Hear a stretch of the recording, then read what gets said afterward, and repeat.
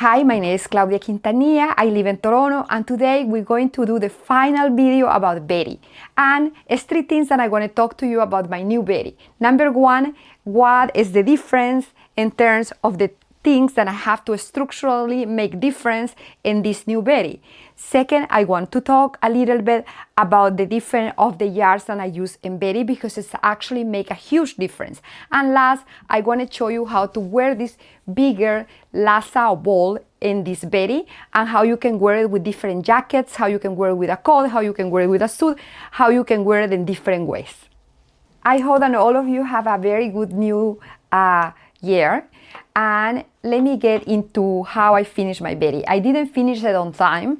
I finished it 10 days after, and in the end I didn't have time to get back to do the video, to take photos, and I wasn't quite convinced with the way it looks, so it took a little while for me to sink into really liking it, and I really liking it now after I washed it and after I wear it with different clothes, and then I start to like it more, and I start to like it more because I can do way more different things with the ball.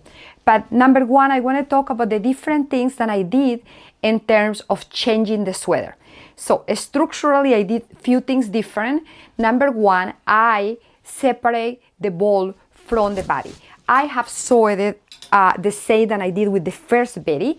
I sewed it to the sweater, but being the ball bigger didn't really look good. So I ended making the decision to remove it and trying the ball without having it adjusted or close together with the sweater. So, and this is how it looked. I think it looked better for the big ball.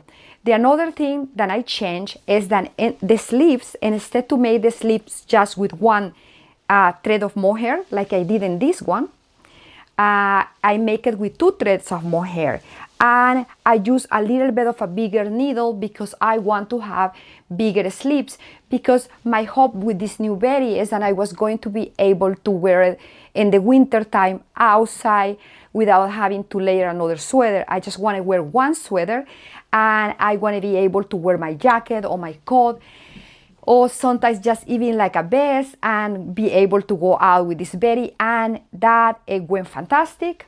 So that's the 2 things that I make different, but it's one more that is very important because I didn't sew the ball to my Betty.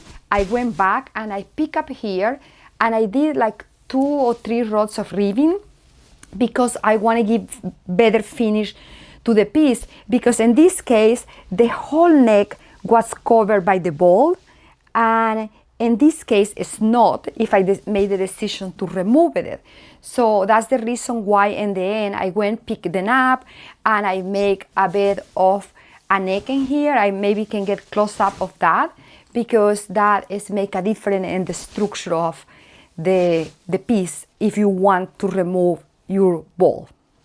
Now the last thing I changed in this sweater was the yard. I already mentioned it, but I want to go more in detail of how the mohair can be very different. In my red sweater, I use a mohair by Madeline Tash that used to be Chabui, but now it's Madeline Tash, and I use it in this very bright, beautiful red. I took so much use of this sweater, like I just want to be wearing this sweater all the time. That's why I made the decision to make the second one. But in this sweater, as I told you, I used just one stray on the sleeve, and it was still a little bit cold to wear it fully for the winter. And as you see, it's very light, but in the body I was using double mohair as I did in this. So my expectation was that when I needed in this beautiful mohair that I select for it was going to be as light, as soft as this, and ended being like soft but not really light. It ended being a little bit more bulky than my expectations were. I did it with Isagar mohair.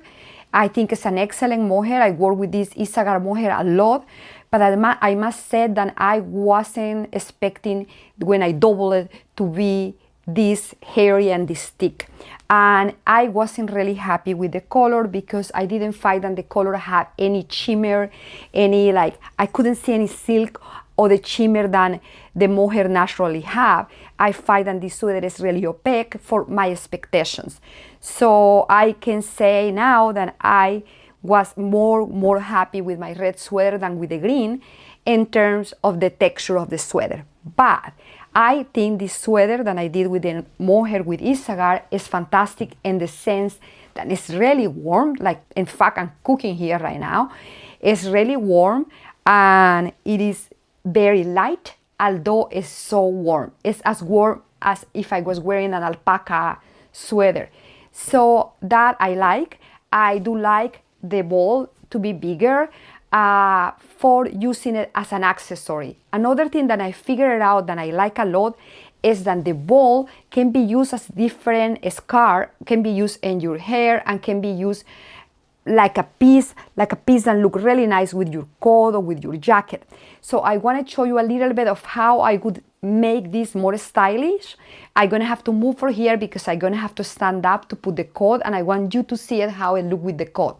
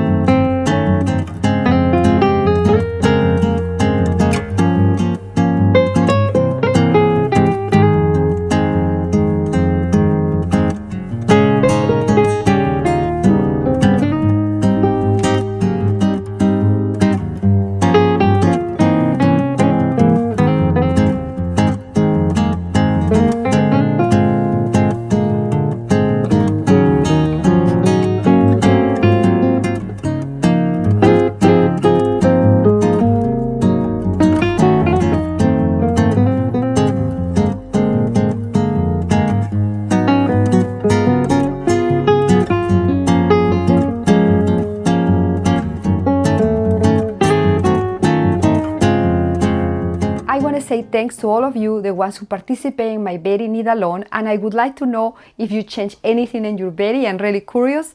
I hope that you enjoy the piece that you make. Betty is really versatile. It's a very good sweater to make, and I want to tell you that I'm prepping a video today about mohair, because after this experience about mohair being so different, although it was a lace mohair, it made me realize how important it is to talk about the difference of mohairs and the difference that make in your gesh. Anyways, I want to thank all of you, and please follow me, please leave me a comment, and see you in my next video.